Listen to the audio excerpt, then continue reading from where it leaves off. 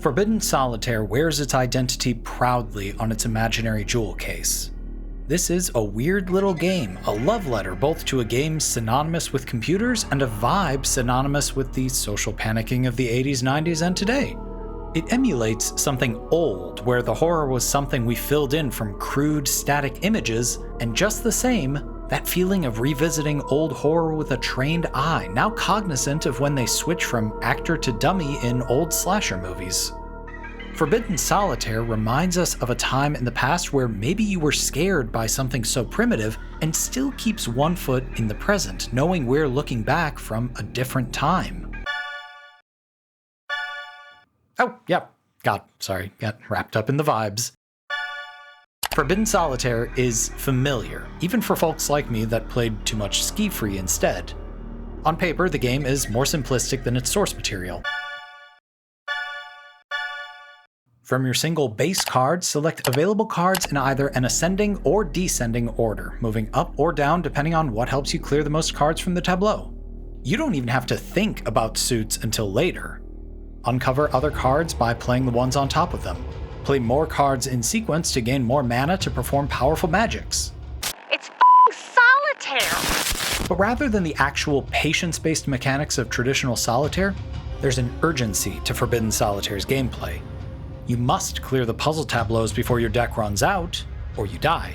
Defeat a monster by using your combos as damage output, or you die. To help you along, a friendly wall-bound entity will sell you upgrade gems, unlocking different abilities or joker cards, each capable of changing around for the better, or the worse if you're not careful. And that's the long and short of it. It's a fun little horror with an asterisk card game, taking no more than 5 or 6 hours to... You're not asking the right questions. Just because it doesn't reach out with its mechanics or jump scares, you won't say it's a horror game. No, this is a horror game in what it conjures up within you. Asking, hey, what if games were actually as bad as crusading parents and politicians said they were? No hyperbole, no exaggeration. What if games could kill you? What if they truly were something to be afraid of? Would we still play it for its classification as a game, for our assumptions to its nature? Asking what it means to truly lose ourselves to a game. Are we being pulled in because of flow or momentum or enjoyment, or something more sinister, something just under the surface? When would we forsake the people around us in exchange for a moment more in a digital realm? What would it take? A promise of eternal life? Asking how deep we would sink before we realized all too late that we were never the player. No, what if we were the game, being played all along, lured by the bioluminescent draw of synergies and gameplay and aesthetic before a void between title and credits opened its maw and swallowed us whole. It's about imprisonment in our work and otherwise.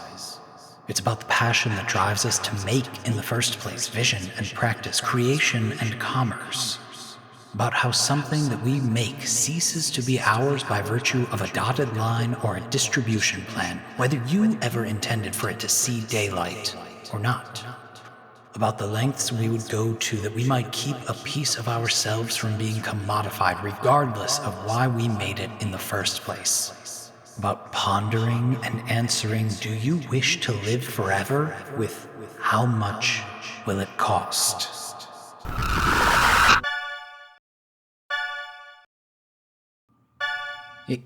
Yeah, and you know what? Maybe it's just a game and I could do with taking a step back. Look, it's a lot of fun even if it looks simple on the surface. After all, it's f***ing solitaire! It's timeless for a reason. Just play the game.